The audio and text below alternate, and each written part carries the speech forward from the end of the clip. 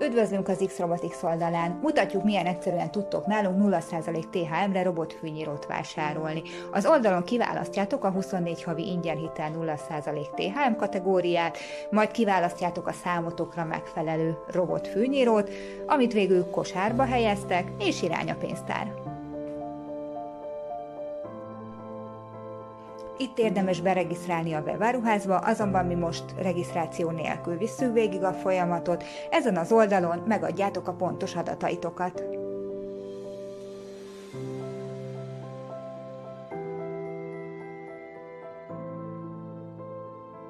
Itt pedig ki is választhatjuk a fizetési módot, rákattintunk a Cetelem online áruhitel 24 hó 0% THM-re, alul pedig megjelenik egy vásárlói tájékoztató, melyre rákattintva láthatjátok, hogy milyen adatok, milyen iratok szükségesek ahhoz, hogy a hitelt igényelni tudjátok, de ezt a videó végén is megmutatjuk nektek. Az oldalra visszatérve pedig kiválaszthatjuk a számunkra legmegfelelőbb, legkényelmesebb szállítási módot. Amikor ez megvan, akkor rákattintunk a tovább gombra. Itt pedig láthatjátok, hogy összegzi az adatainkat és a megrendelt terméket. Ha mindent rendben találtunk, akkor pedig rákattintunk a megrendelés gombra.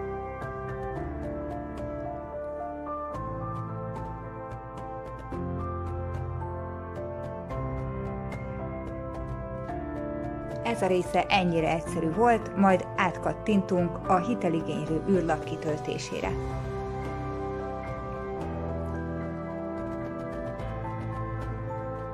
Itt pedig láthatjuk a törlesztő részletünket, a hitelösszeget, a teljes hiteldíj mutatódva és a 0% THM-et és a fizetendő teljes összeget.